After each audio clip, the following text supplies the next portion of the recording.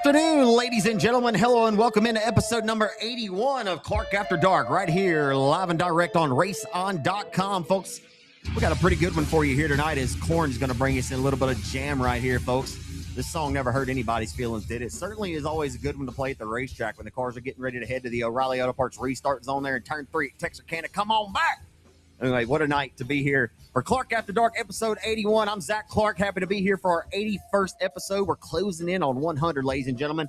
I'm in a new spot. I got a duck pond behind me. Folks, we're ready to party tonight. I'm just here to tell you right now, the vibes are good. We're happy to be here. We got a little bit of racing in this past weekend, but not a whole lot because Mother Nature did rear her ugly head once again and did her thing in more places than she did not on Saturday night. But nonetheless, we still got some things to discuss and some things to talk about here tonight, along with B-Mod driver Standout, who is on an absolute tear right now. Driver picked up 21 wins a year ago, and he's already off to a hot start with 5 of them. Already 5 wins and 9 starts to start off 2026. My man Coty Tupper out of Blanchard, Louisiana. He'll join us here on the podcast here in short order. The High Limit Sprint Car Series is live right now on FS1, Cortland Smith. And by the time you hear this, someone will have already conquered Eagle Raceway. But man, what a sweet little bullring racetrack that is, right? Last year, they had a Donnybrook special over there. They've already got their heat races in. Feature should be coming up. Actually, I think the feature just took the green flag, matter of fact, while the sun is still out. Cortland Smith joins you now here on Clark After Dark. How we doing tonight, big dog? Hey, we're doing good, friend. Like you said, we got dirt track racing live on a weeknight. You know, me and you kind of text back and forth during the weeks when it's kind of going slow in the racing, where we're like, man, we need some midweek racing again. Well, we got some, right? So we're excited about that. And like you said, you know, what another great weekend we had. Mother Nature, it's that time of year, right? It's going to rear its ugly head every once in a while, but still, a lot of places were are still a good few amount of tracks were able to get the races in this past weekend, and had some really strong fields, man. I really do appreciate the guys showing up and showing out, man. You know, like at 67 alone, they had 88 cars, and I think Sabine had close to 80 or 90 cars as well. And that's 2 tracks racing on a Friday night, relatively close to each other, right? So it's really, really good to see that support in racing world, man. I'm doing good. We can't complain about a whole lot in the 7S camp, Zach. Absolutely, man. A lot to look forward to this week. Of course, if Mother Nature will just play nice, right? I can't recall the last couple of seasons. We've had some rainouts here and there, but this year it started off pretty tough, man. It really has. Like, we've been able to sneak a few in here and there. Like, Boot Hill got rained out again on Saturday night. That was their third total rain out already this season. Texarkana, we did able to get to squeak that one in over there in Mandeville, Arkansas on Friday night. But again, it's not just the Arklatex, right? It's the entire country. There's been a lot of racing series, national, regional, and local tours that have been getting rained out. So it kind of makes driving off, like, you know, a couple of weeks ago when I went and did them USMTS races at Hattiesburg and Perkinston. Like, I was on the weather app all week long, right? Like, once you're committed. But like when gas prices are $4 a gallon, like you kind of second guess. You might wait to leave an hour and 30 minutes later just to make sure that you don't waste a good $80 in gas, you know, trying to ride down the road to get to a racetrack. But anyway, we did get 67 in on Friday night. Before we get to the 67 results and before we bring on Coty Tupper, I do want to talk about this. Is episode number 81, obviously. And I think we'd be remiss if we brought on episode 81 and we didn't say Ricky Ingles up first. If I were to say, hey, Cortland, give me an 81, you would have said who? You would have said Ricky Ingles. Yeah, all day long. Every day. All day long. 68 years old. Like I always say, folks, age ain't nothing but a number, baby. Still out there getting the job done. Man, I hope Ricky's recovering well. Of course, man, you know, he had heart surgery last year, so I hope Ricky's able to bounce back. And, man, it's pretty badass, really, when you really think about it. The fact that him and Skeet Amison are still out there wheeling and dealing and getting the job done. You know, Skeet won $5,000 at Boot Hill last year. Some people seem to forget that he won the Battle of Boot Hill last year, did the F5 of Skeet Amison in the limited modified division. So 81 of Ricky Ingles. How about Dennis and Damon Gardner? Another couple of pair of 81s here in the Arklatex region. And dude, I've got a throwback for you tonight. Okay. This is one you might not remember. And dude, I am not going to lie. I dug for a picture to hope to find it to send to our producer, Cody Wooten, to be able to show you fans, for those of you who watch Clark After Dark. But I wasn't able to find one, but hopefully I can still find one at some point and share it. But I remembered the 81 when I was growing up at Webster and Champion Park Speedway. This 81 IMCA modified used to roll through the pits in Minden, Louisiana. Let me tell you, anybody that listens to Clark After Dark tonight is going to hear the name Keith Pittman. They're like, oh my God, I ain't heard that name in years. And they're going to be like, that dude meant business. Keith Pittman, driver number 81 IMCA modified at Webster back in the day. What say you for your 81s tonight? 81s, I always got a super late model number. I try to, right? The Riggs Motorsports 81. Brian Shirley raced the 81 back in the gap for Riggs Motorsports several years ago. Tanner English raced an 81, and then Jack Riggs, all the different Riggs brothers. There's an 81 tied in there somewhere or another. And then I did this with Bart Hartman, Zach. I got a pretty dope 81, but I got a die cast. Look at this bad boy right here. That be your boy Dale Earnhardt Jr. in the Oreo Ritz. All right, I've kind of gotten to the die cast world here. Kind of been a collector. That's an elite right there. But Dale Earnhardt Jr., Oreo 81 Ritz. I believe this is an 05 model. Come on back. But yeah, how about that? Who would have thought Dale Jr. would have been brought up in the old 81 discussion? But guess what? He drove a number 81. Right there, Oreo Ritz in the old Nationwide series, come on back. Dude, that's a really good looking car. Like, let's just be honest. It's Ritz, for sale if anybody wants to buy it. It's for sale. It's an elite. It's for sale right here. You can catch him live on Southbound 318 on Whatnot on Friday afternoon at about dark 30, folks. You can catch him on there. Dude, hey, I saw Jason Hughes' wife, Julie, post yesterday on social media that she had a Whatnot addiction. And I got on there and I said, honey, where else you going to buy a pair of $55 G Nikes from? Do you hear me? I posted a picture of my of my red Nikes I got from Whatnot a couple of weeks ago. Yeah. Dude, hey, you're not going to find a pair of G Nikes for a better price than what you can get on a Whatnot. Whatnot's legit, man. But y'all check out my man Cortland Smith over there. Southbound 318's the name. Download the app Whatnot. You can search the name in the search bar there, and you can see his upcoming shows and go support him. Like, I don't need any die-cast cars, Cortland, but if I could grab them, I would show you the 3 or 4 that I've bought off your channel so far this year for absolutely no reason other than I just want to support my boy and send him a few bucks his way for his for the hustle and grind you got going on down there in Alexandria, Louisiana on the Whatnot streams. So yeah, that is pretty cool.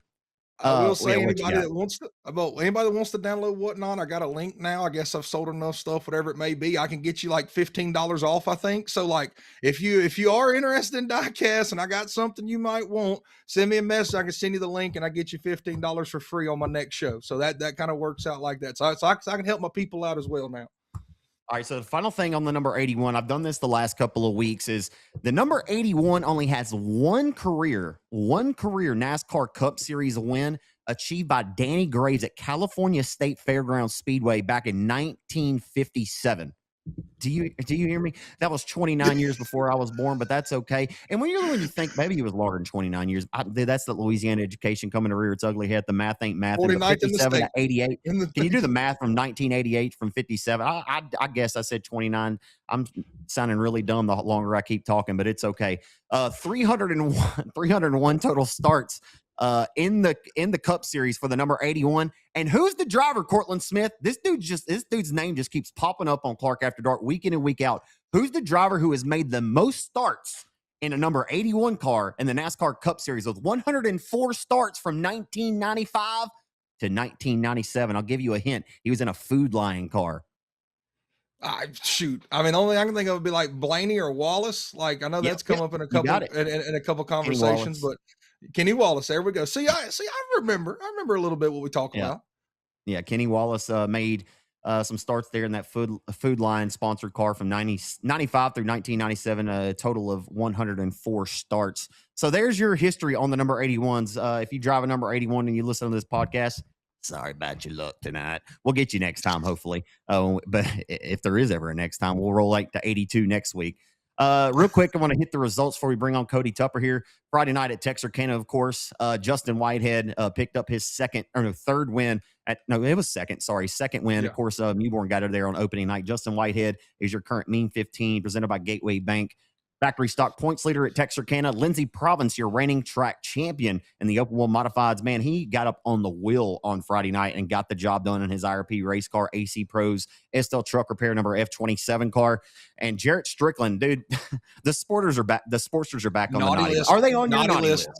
Naughty list, guaranteed. They're not coming off of it. They're there. They're stuck there for the rest of the year, Zach. Unless we get 15 straight 3-wide photo finishes, they're stuck. They're there.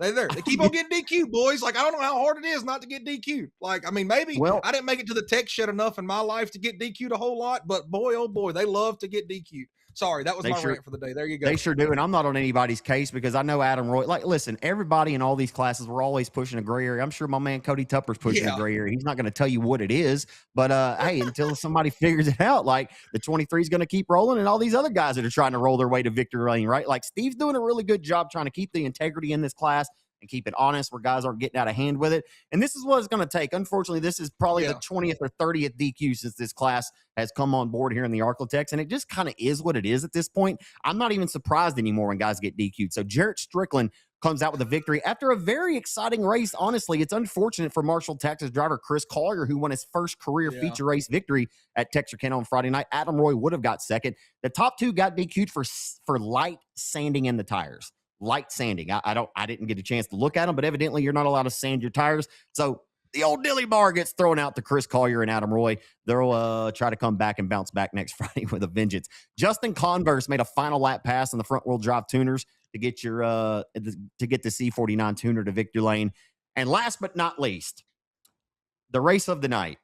Coty Tupper started 11th. Your reigning track champion. Hold on. The reigning track champion at Rocket Raceway Park, Boot Hill Speedway, and Texarkana. Dude picked up the trifecta at all these area racetracks. Like the rainouts and everything last year kind of had to work just right for Tupper to be able to accomplish everything that he did. But he performed so well at all these racetracks. But he pulls right back into 67 this year, and he's undefeated. Like the dude just was on the victory lane stage at the banquet in January at the Holiday Inn. We've started off 2026, and this dude has went back to back to back. Coty Tupper is on an absolute roll right now. 5 wins and 9 starts already this year, Cortland Smith.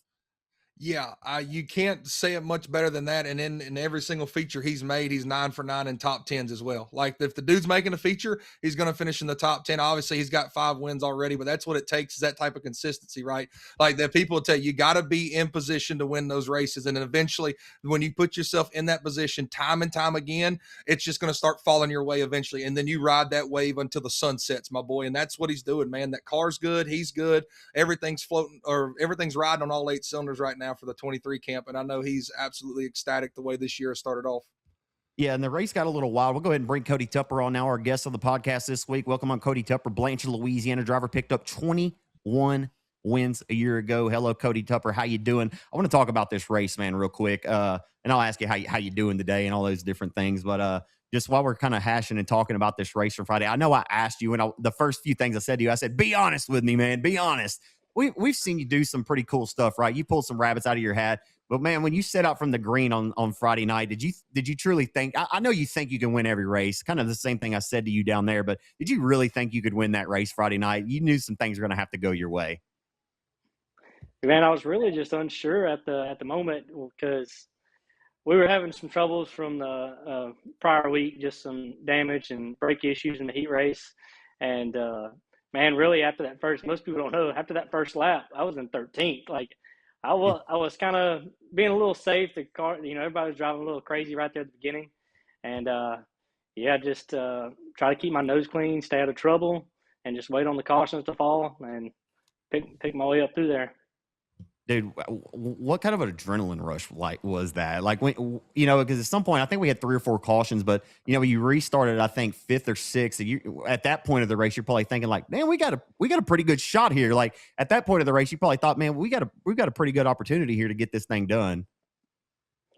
Yeah, I mean, it was probably about 3 or 4 laps in. I knew we had a pretty good piece. The car was back right where it needed to be, and then it was that restart. I restarted 5th, and as soon as I restarted 5th, I felt like we had a pretty good shot at it. We just needed some things to fall our way, and then we caught a lucky break there with the leaders getting into each other and kind of just maneuvered our way up through there.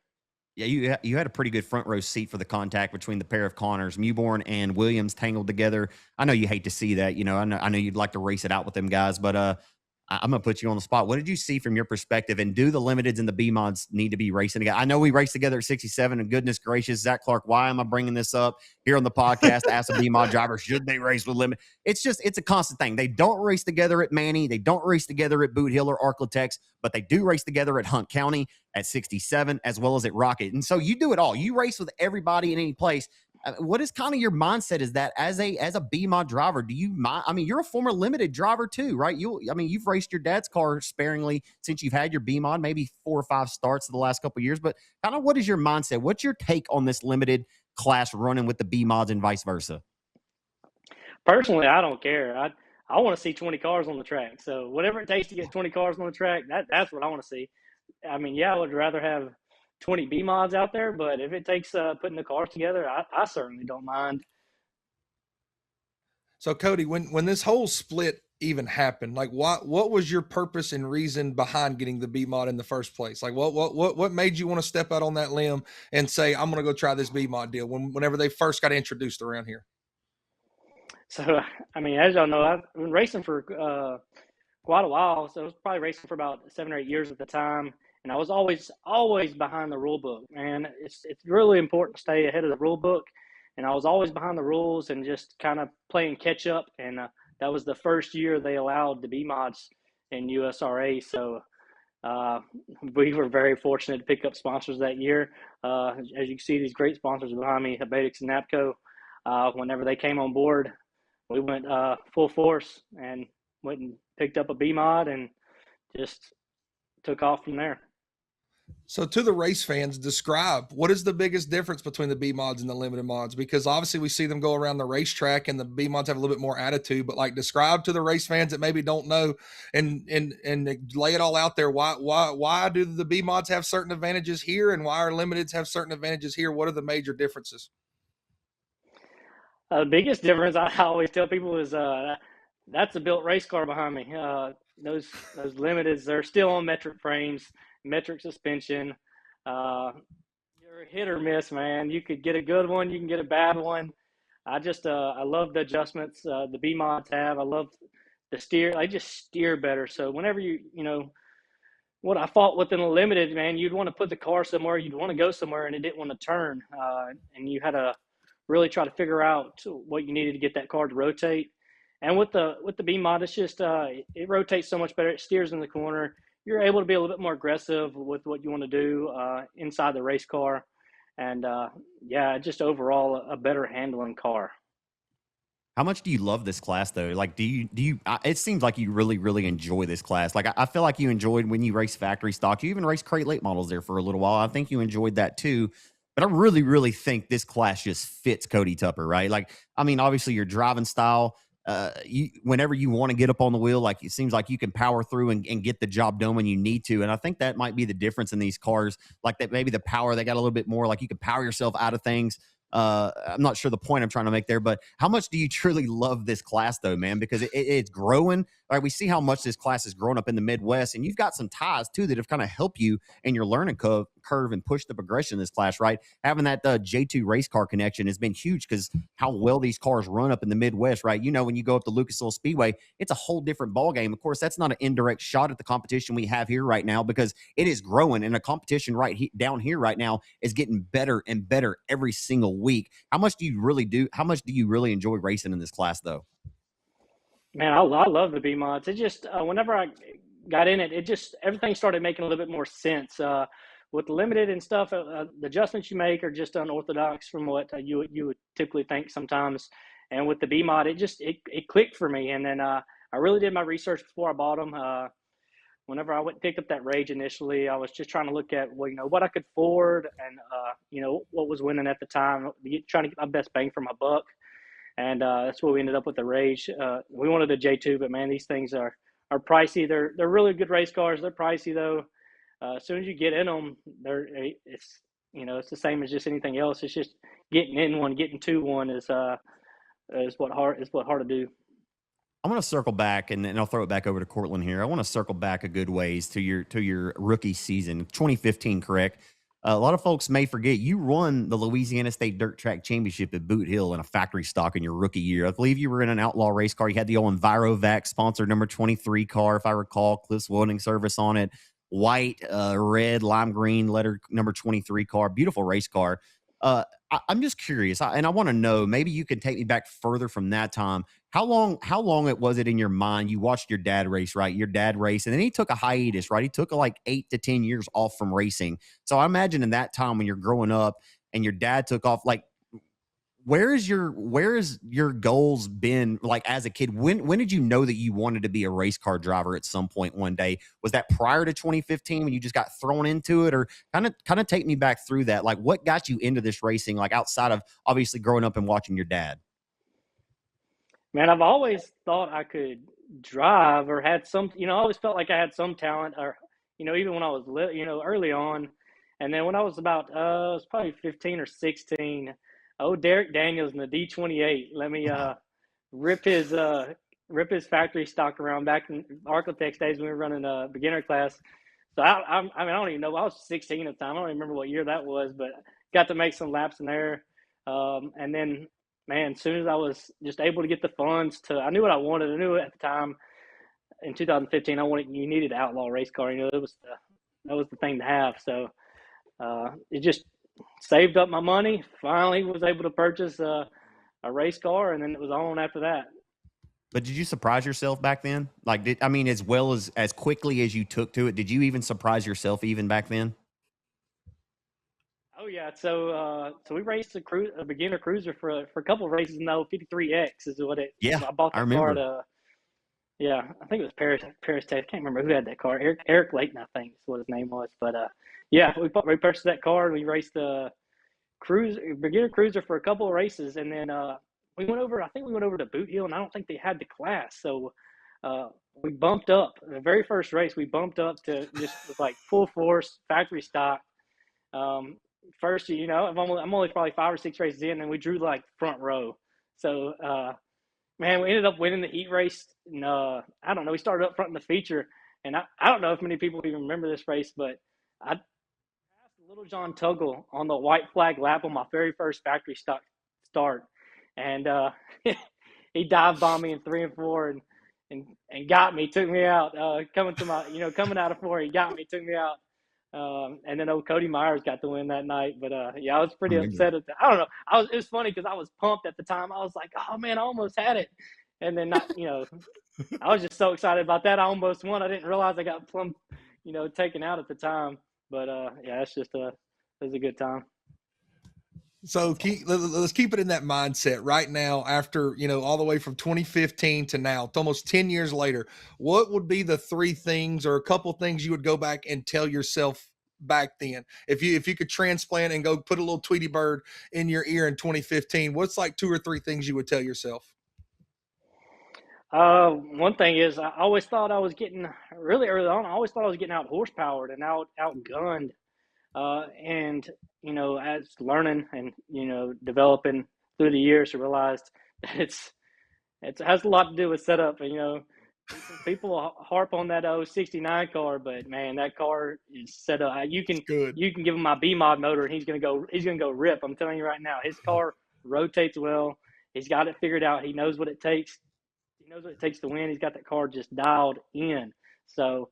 I wish I focused more on my setup and not worried about trying to get as much horsepower as I could early on. And then another thing would be just, especially now for guys early racing and just getting into the sport, trying to keep up with the rule book, man. The rules changes kill the classes. They make it expensive, but it's really important to stay ahead of the rules so you don't get behind.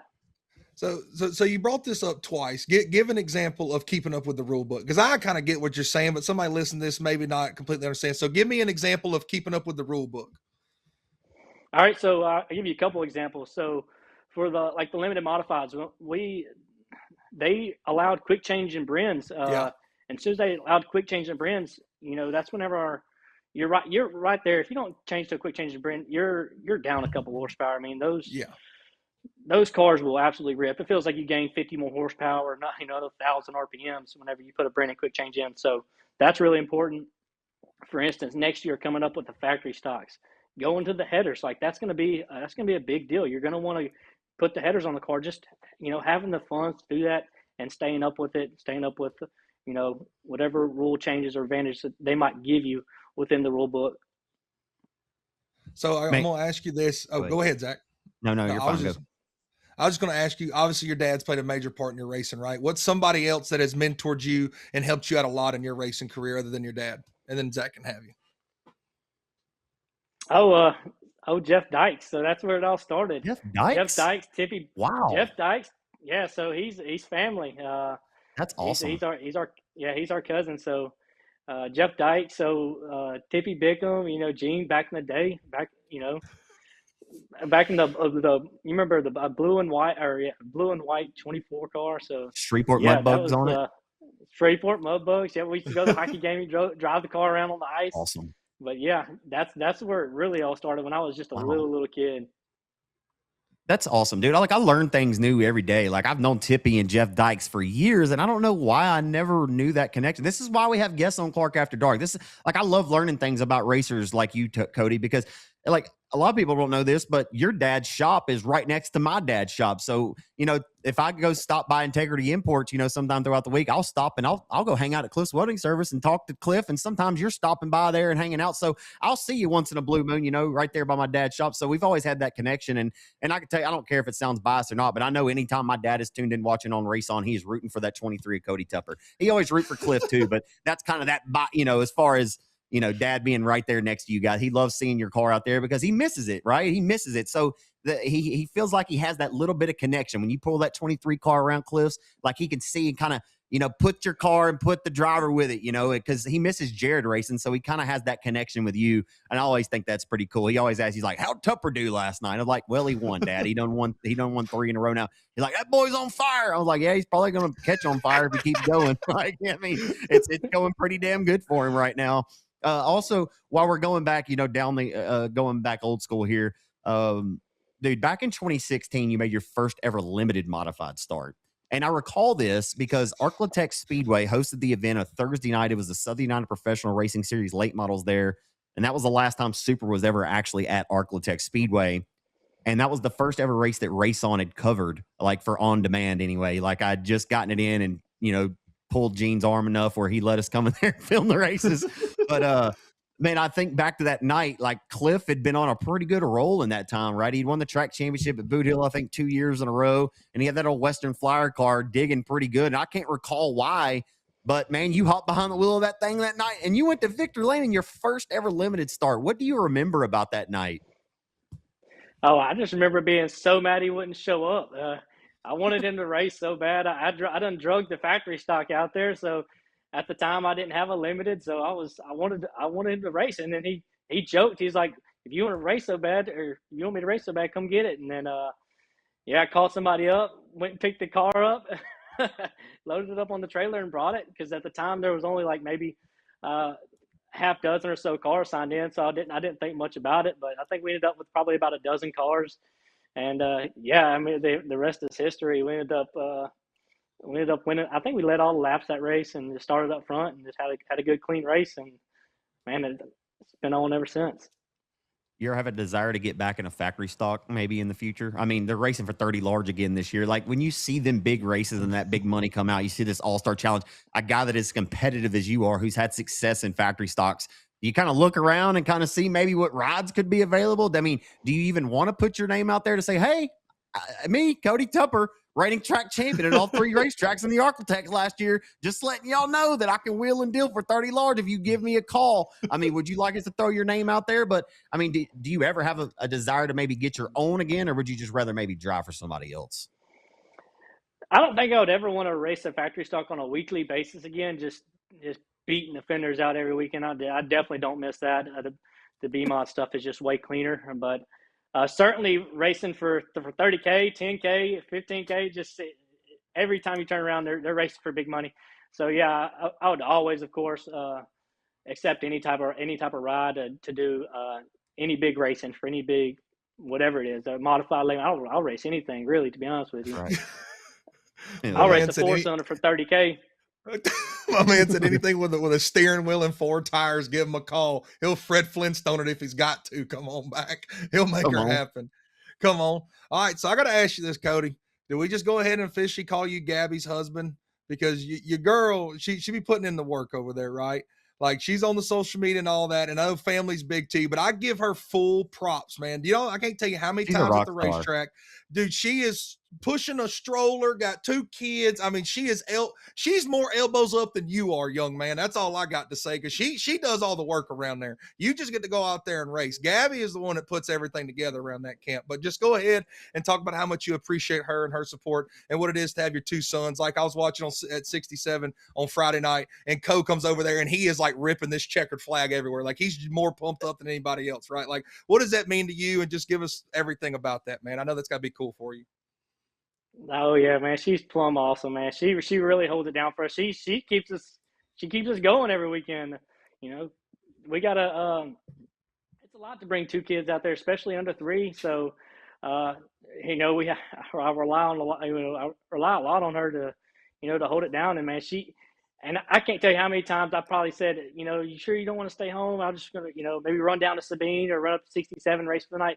She don't want to miss a night. She wants to be out there. The boys want to be out there. So, you know, Co's been doing it both the kids been doing it since they were just a couple weeks old. I mean, we got an RV and we went on the road and we started racing, and she enjoys it. She comes from a racing background with her dad, Andy Richards. He used to race. He used to travel. Yeah. You raced super late now. model. Supers, yeah. He was on the road. He was on the road. That's what he's doing for a living. So she grew up in it, and then, you know, her brother's still racing now. And man, I can't tell you how awesome it is, man. She's such a good person too, man. She's such a great person. She's just awesome. I can't say enough about her. You love her, don't you? You love her, Coty. She pulls at your heartstrings. Oh, yeah. Look at him grinning. I ain't seen a grin that big out of C Tup in a while. You hear me? Well, I got to ask you this. I'm going to keep it with the family.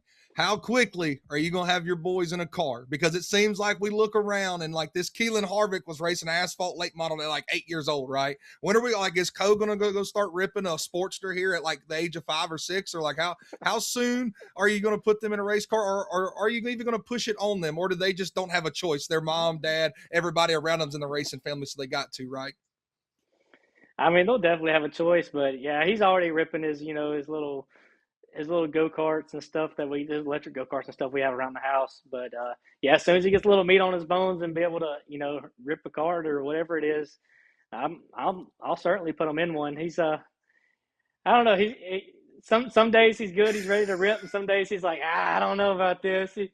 But he loves being around it though. He loves being at the track. He loves, you know, he's finally to the point now. He loves to pack. He wants to pack the track every time now. So he wants to go out there. He wants to get in the car. He wants to ride.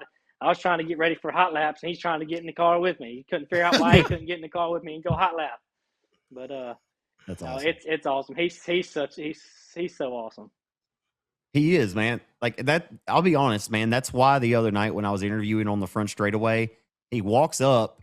I mean, it does. It kind of steals your heart. Like you look down, and you just see this kid grinning ear to ear, just so proud of his dad. That's why I was like, dude, what? Like, aside from the racing, like, man, what is it? Like, dude, it has to make you like, dude, like so proud. Like, it makes me proud for you to see them kids beaming like that, look up at their daddy. Like I think he'd been proud whether you were standing in the victory lane or not. But that's why I had to throw him on the mic and ask you directly the other night. Like, dude, what does it mean to you to see your kid looking at you? Like, it is. That's really truly what it's all about, isn't it?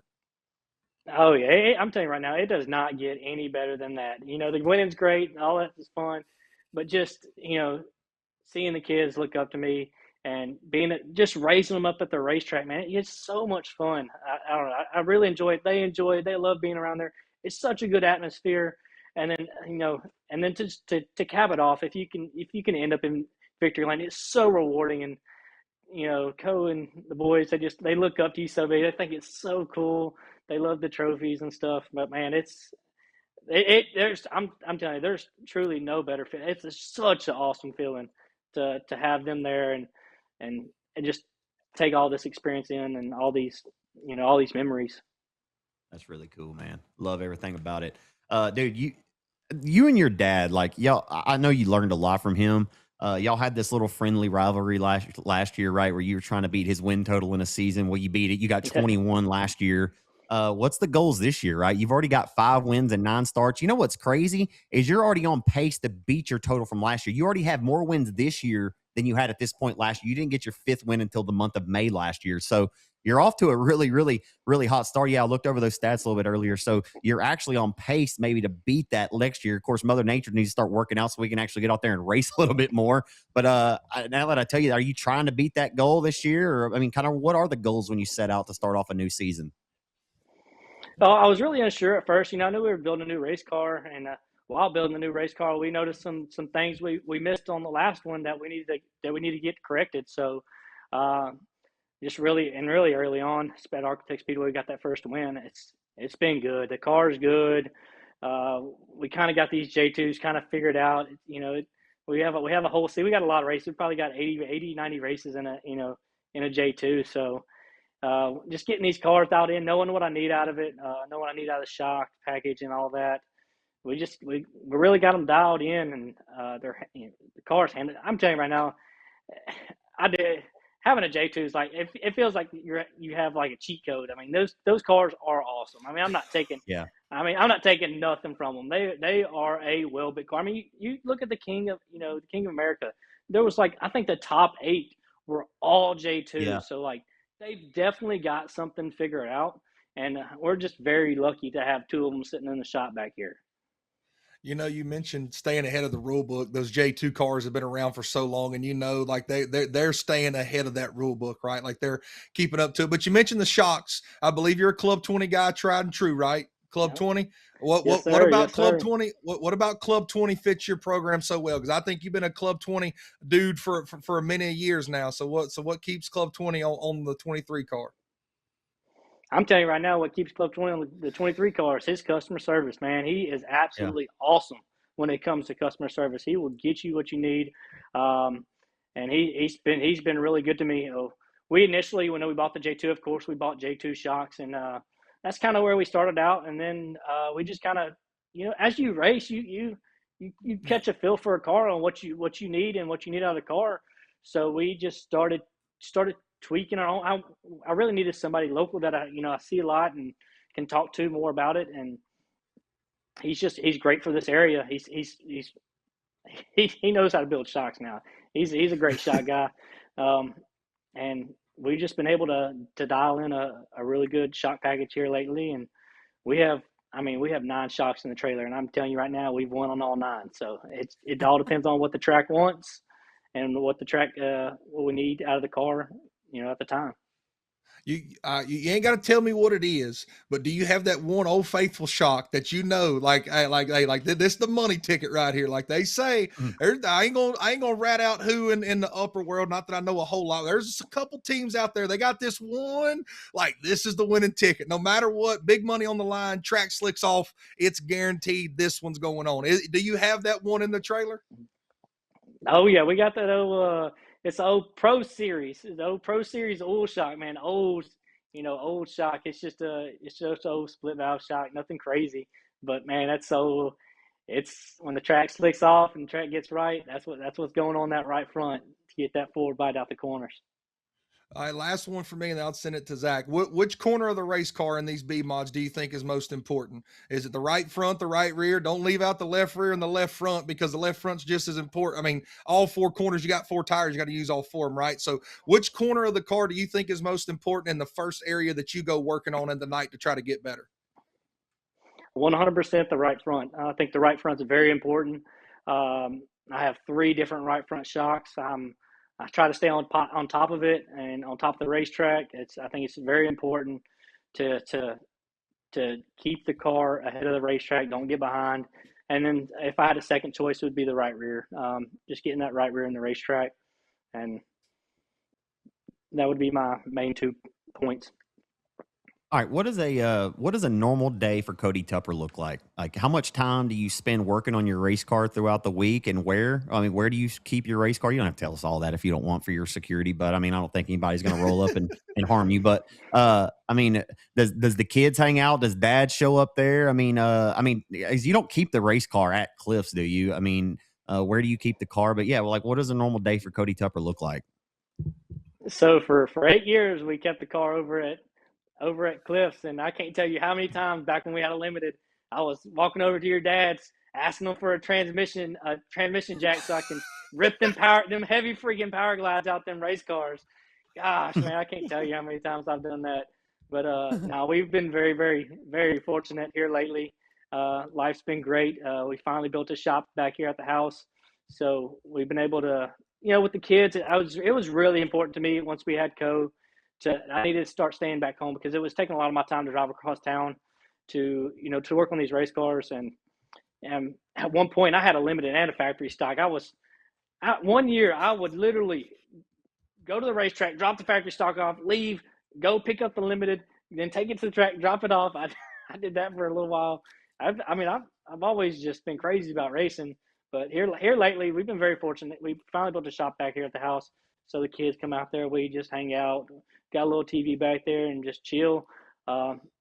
We work. I work at a place called a Syntex, so I actually work on I blend lubricants. Like I'm a supervisor over there, and we work Monday through Thursday. So we're pretty much just busy Monday through Thursday, and then Friday, Saturday, Sunday. It's all about racing. Where can we go? It's on.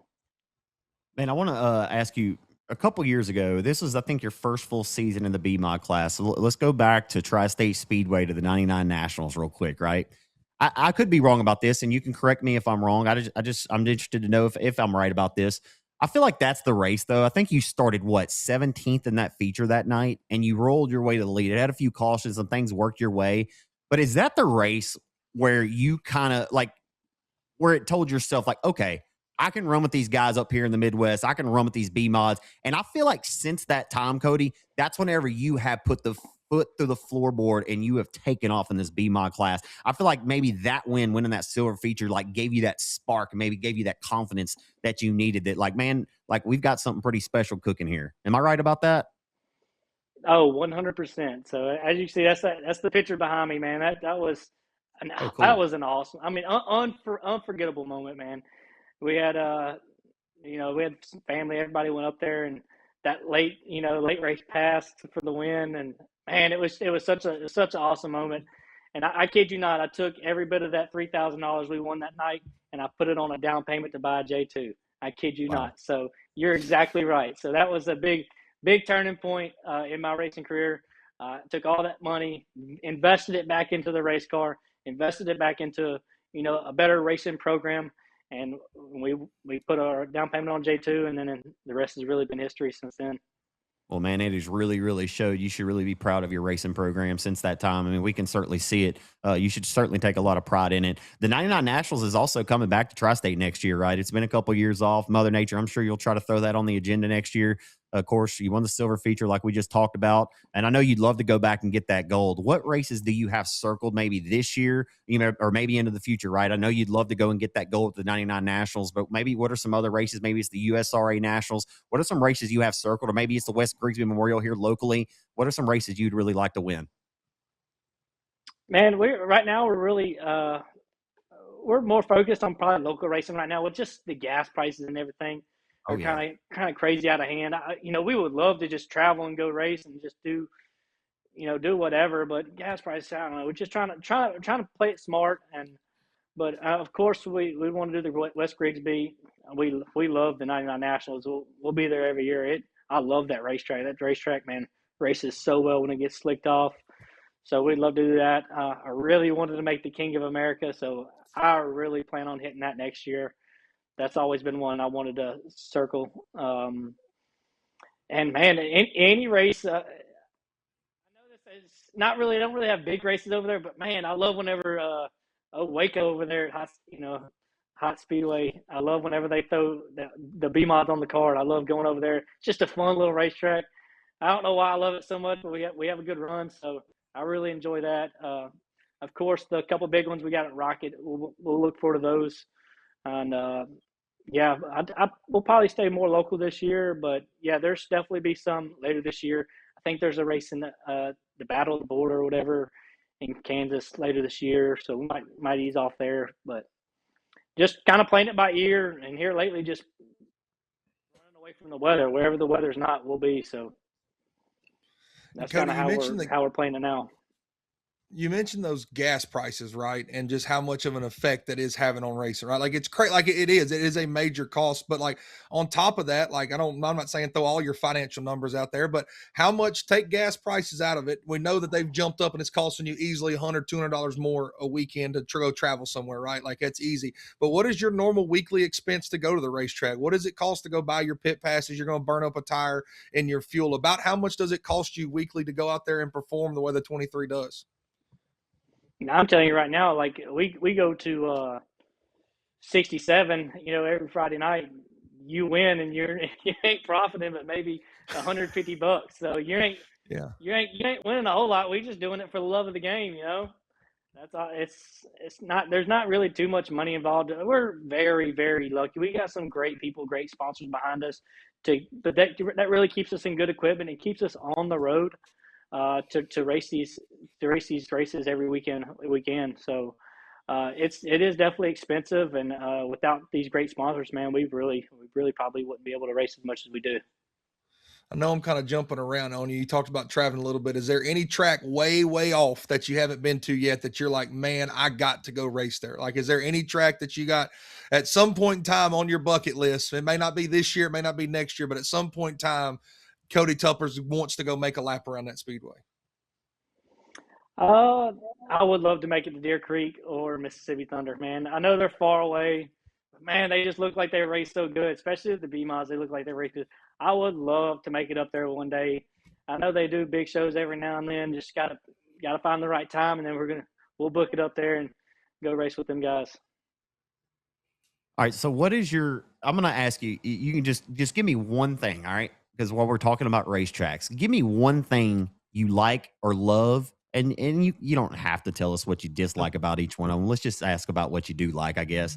Tell us what you like about Arklatex. Tell me what you like about Rocket. Tell me what you love about Boot Hill. And maybe tell us while we're talking about it, like what is your actual favorite local racetrack to drive on and why?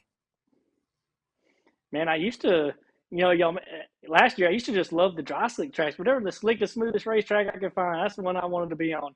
But man, I'll be honest with you. Here lately, I don't know, with this new car, I just want to rip it. I don't really care. Well, I don't really don't care. I just want to rip it. I want to be able to pass cars, rip around them. I'm kind of liking, the first night at Arklatex was pretty hammered down and kind of choppy, and I enjoyed it.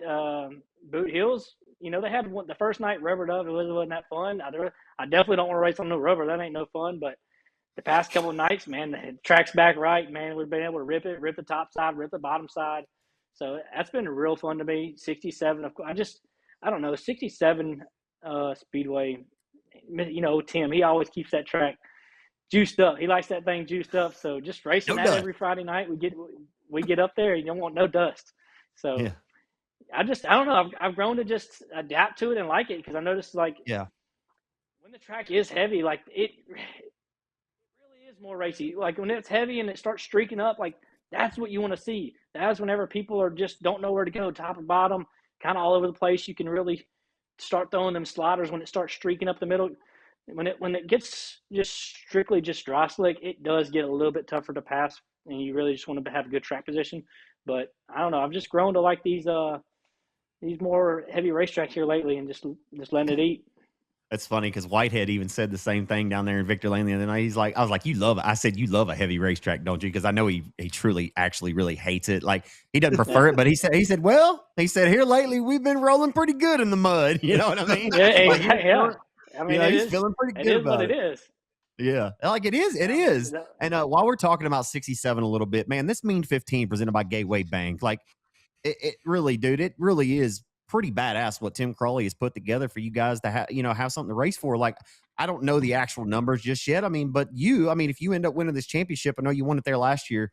I mean, you could end up taking over $2,500 back to Blanchard. I mean, for your efforts. So, that $100 that you just told Cortland about there, kind of comes out of the wash and the rinse at the end of the night. Mm-hmm. Like that pay stub at the end of the year, like that really pays dividend. Like it makes a huge difference to be able to have this to race for on Friday nights, doesn't it? Oh yeah, I love it. I mean, I'm big about I like the USRA sanctioning body, and I like the rule book. I think we need a sanctioning body, but at the same time, the track can do way more for the local drivers than them big sanctioning bodies can. And what Tim's got going on, what Rocket's got going on, it is way better for these local guys. And just to put more money in their pocket at the end of the year, I love it. I'm really excited about it. I kind of wish more tracks would do it. I know it's a little extra $20 bill at the beginning of the night, but in the end, if you support that racetrack and you go race every weekend, or 80% of the races, it's going to be extra money in your pocket at the end of the year. This is more of a Cortland Smith kind of question, but I want to ask you this. Uh-oh.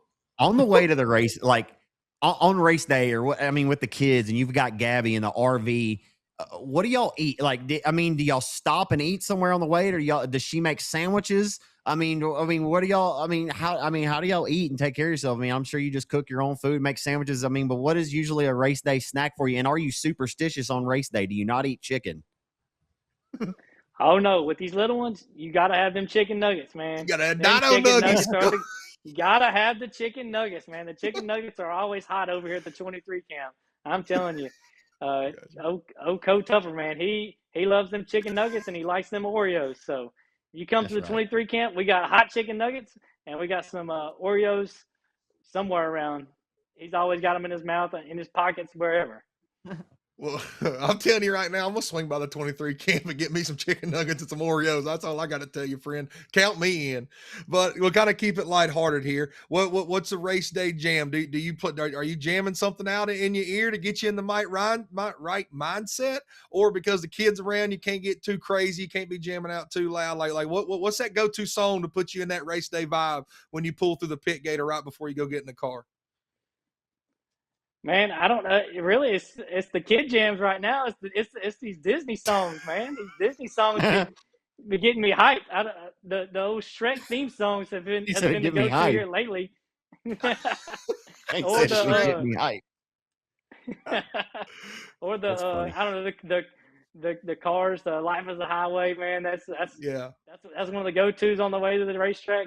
But yeah, the Shrek theme songs seem to be the play here lately. And Life is a Highway is a classic now. Like don't be hating on it. I'm a fan of that one. That one gets played at least once or twice on the way to the racetrack for your boy. Me too. Yeah, I got some. I guarantee it. All right, so change a little bit back to racing here.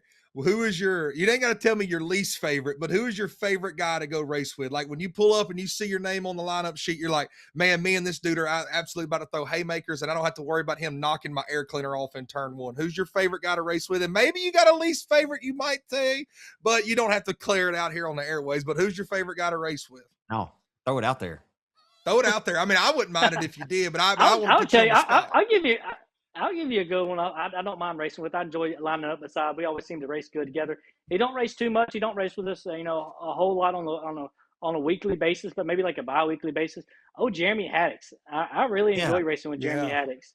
He's a good, clean driver. I don't have to worry about my stuff getting tore up. He's got really nice equipment, so he don't want to be back there wrenching on his either. So I really enjoy racing with old Jeremy Haddix. And then, if you want just a heck of a race, you want some haymakers thrown at you, Boone's going to give it to you. So you can't take him out the equation. You never know I've always tend to race good with him. He has some dust ups with some other people, but me and him seem to race pretty well together. Someone I don't want to race next to. I don't want to race next to another J2. How about that? Those seem to be real tough race cars to race against. But yeah, no. All jokes aside, I really want to get to some of these bigger shows and race with some of these other guys up north and just see where we stack up there. Who would you say, if you're sitting back watching the races, obviously you're at a racetrack.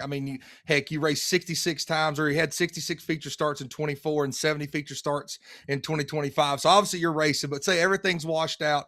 You're sitting at home. Obviously y'all are big race people. Y'all got all the streaming services. Who are you a fan of on the national tour? Who are y'all cheering on at the Tupper household on a night that you're not racing? Who are you watching on those streaming services? Well, so here lately, it's Bobby Pierce. Bobby Pierce. Go loves some Bobby Pierce. So he usually puts on a show. Him, I enjoy here lately. Ryan Gustin, whenever he comes to Boot Hill, he's been good. We like watching him. I've always been a big Tyler Erb fan. I like Tyler Erb, but I'll give you one. Maybe not on the national tour, but I enjoy watching him race. I like watching old Corey Neal Jr. And when he goes race some of these crate races, he'll go. He'll sneak away maybe for a stock car race or maybe a crate race. But I would love to see him in a super. I love to see him. I enjoy watching Talon. I'm a big fan of Talon Willis. But yeah, any of those guys I enjoy watching if we stuck at the house. That's awesome, man. It is. It's been pretty cool watching. Like we have some pretty talented young drivers right now in our sport that are on the, that are on the come up, right? Like Cortland and I were just talking about this about USNTS last week, right? Like, they don't necessarily have that name recognition that they had, back in like the early 2000s with like Payne and Dillard and Gustin and Stormy and Johnny Scott and all these. But man, like these Reese Solanders, this Gabe Hodges, Terry Phillips is still like, there's some still really, really salty and quality racers that are on this tour, like I said, that are just trying to make a name for themselves. But like, you give them just a little bit, like at one point in their career, like nobody knew who Ryan Gustin was. Nobody knew who Johnny Scott was. You know what I mean? Nobody at one point knew who Kay Dillard was. You've got to build your resume at some point and put the pieces of the puzzle together. And I think what people are getting ready to find out is like, of course, if Talon is able to get that kind of backing to go out and maybe do this thing full time. But I mean, he has 3 career top 10 finishes in his first 4 career USNTS starts. So those are the kind of things too, Tupper, to hear you say that, you like watching Talon. Those are the kind of things that fire me up too, right? Like, I know you're 32 years old, but like, I think we would consider ourselves to be a little bit older. I'm 37. But like we are, like it is fun. Like, outside from your own success, it is fun to watch these younger kids push the progression because we need them. We need these kind of kids in our sport in order to keep this thing going. So whenever you're 47 years old, you still got somewhere to race, because these kids are carrying it on, or continuing this tradition. But yeah, and hey, I think the iRacing has helped them too. I think this iRacing has helped a lot of these kids tremendously too. Just, rambling off the top of my head here. Man, we're getting down to it here. Final few things. Man, you have some awesome sponsors and some awesome supporters. You see the Napco Bag and Film, a Betix. I think a lot of people may be interested to know, like, what is a Betix? Can you explain that to us? And can you and I'll give you the floor to talk about some of your sponsors and supporters and all these great people that make the 23 car go around the racetracks. Yeah, so Betix is my main. They came on board about maybe 4 years ago. They came on board. It's probably about 4 years ago they came on board. Mr. Terry, the owner over there, he's a great guy. They're just a big kind of a safety distribution warehouse type company. They do a lot of safety equipment and stuff like that. Napco Bag and Film is one of their big suppliers. So they jumped on board with them a couple years back. So man, without them, none of this really would be possible. Probably wouldn't be talking to you right now, but they are absolutely some wonderful people over there in the Mesquite area. They have some different locations all throughout Texas. So they're absolutely wonderful people. His daughter Brittany, she's on social. She's helped us out. So man, those are some wonderful people over there. But man, another one, of course, you always hear it. Joel's Auto Sales, man. He's helped my dad out for, I don't know, ever since I remember. And then as soon as my dad quit racing, he kind of jumped right on board with me. So, man, he's awesome for the sport. He's awesome for all these local guys around here. He really keeps a lot of these people going.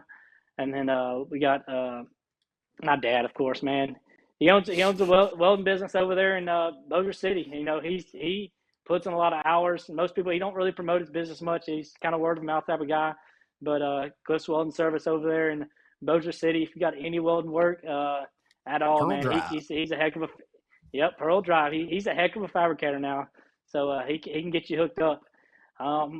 We also got Best Engines, man. They keeping me here lately. We jumped on board with Best with this B-Mod stuff, and man, they've been keeping me rolling here lately. So we got a good thing going there. Then Neil Kemp, of course, here the past couple of years, he's been great to us. And then Harold's transmission, he's been keeping my brand. I haven't had no transmission troubles here lately. So Mr. Harold, you've been good to us. They've been good. So I really appreciate him. And then I don't give him enough credit, but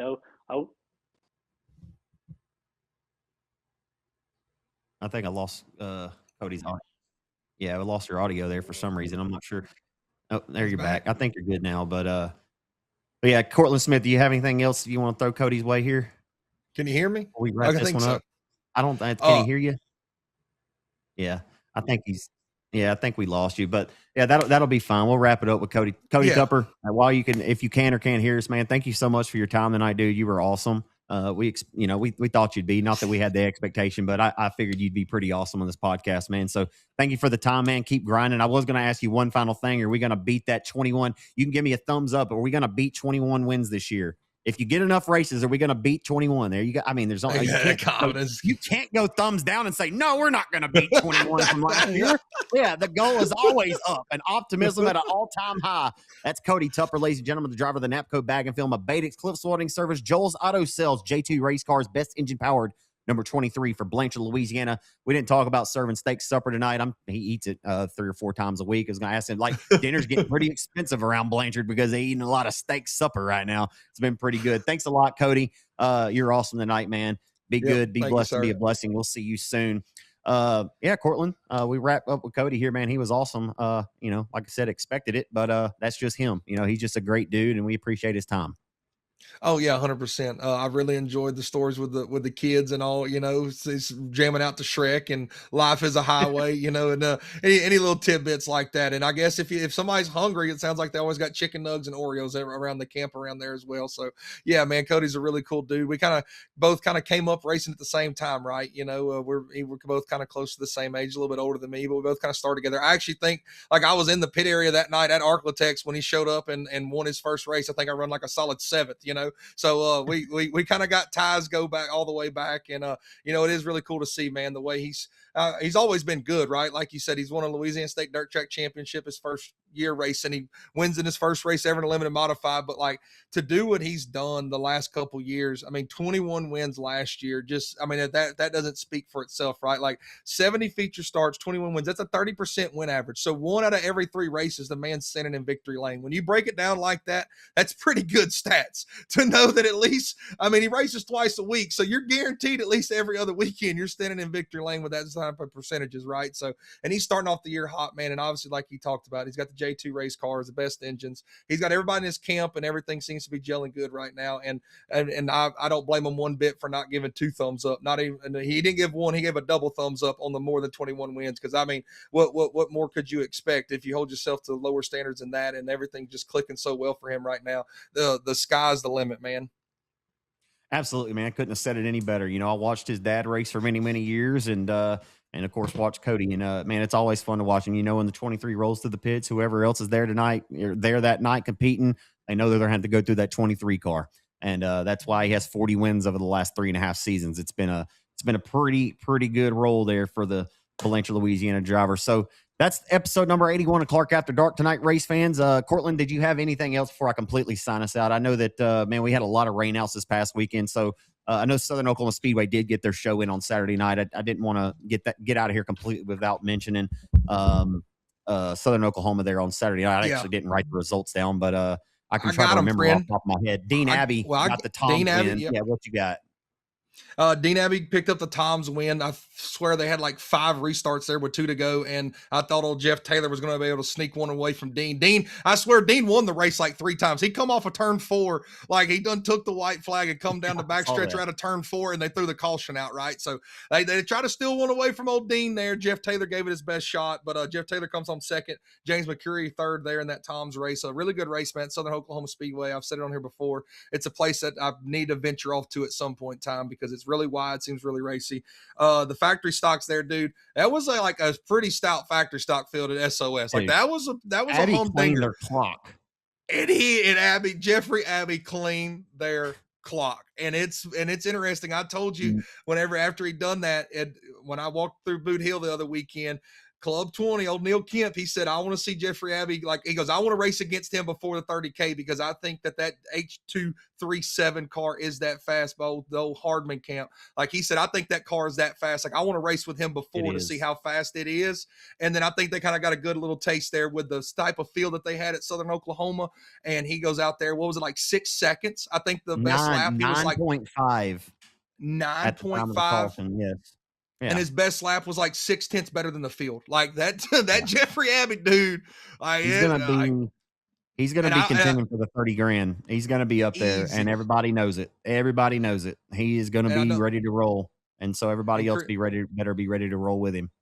They better be ready. That's all I got to say. Chris Davis second, 36J third. Shout out Nate Dixon rolling fourth, and Jet Hefty finished fifth. Those are all guys that we expect to be in the mix for this 30K, right? We talked about Jet earlier this year. Nate Dixon, we even said it like watching it the other night. Like I text you, like, dude, that Nate Dixon, he may not go out there and win 40 races a year, but Nate Dixon always finds his way into the big shows, and he's always up front contending, right? So he had a really good, strong run there. And then Braxton Malone won the Eco Mod there at Southern Oklahoma. So yeah, that was kind of the only thing racing on Saturday for us. But dude, 128 cars in 3 classes, like that was a pretty like that, and it was a who's list, and then factory stocks and mods. Yeah, like it was a really, really good night. You know, a lot of people might have missed the features though, because I think they ran till about 1:30 in the morning, and I'm not taking it. I'm not taking a shot at nobody. I'm not taking a shot at SOS or anybody. But man, if we're running 3 classes, like anyway, I don't know. They may have had rain. That's not what I'm going to do here. So I'm not going to take it that direction. But yeah, man, I don't know. I was just appalled. I was thinking that we were running features at 1 o'clock in the morning. We're running 3 classes, but again, Mother Nature could have thrown them a curveball. I don't know if that was the case. So that's why I try not to speculate or speak on things if I'm not, fully prepared to talk about it. So I really don't know all the in and outs of what happened to Southern Oklahoma the other night, but they did have a good field of cars in 3 classes, 47 mods there on Saturday night. And again, all them guys that just wanted to race. Again, Whitehead showed up over there, ran third. But again, like you said, dude, Abby had a 9.5 second lead at the time of that late race caution coming out. And that's just domination. So we'll see if he's able to translate that kind of speed over to Boot Hill Speedway May 7th through the 9th as we race for 30 large. That's all I've got tonight, man. We appreciate Coty Tupper once again for coming on the podcast tonight. He was awesome. He'll be going after it this Friday night. Of course, if Mother Nature cooperates, the Mean 15 presented by Gateway Bank Friday night at Texarkana. And of course, on Saturday night, I would imagine he'll be at Arklatex Speedway in Vivian, Louisiana, going after the victory there at the top of the boot where Arkansas, Louisiana, and Texas all meet. That's all I got tonight. He's Cortland Smith, Alexandria, Louisiana. I'm Zach Clark from Houghton, Louisiana. Be blessed and be a blessing. We'll see you back here next Wednesday afternoon. Later.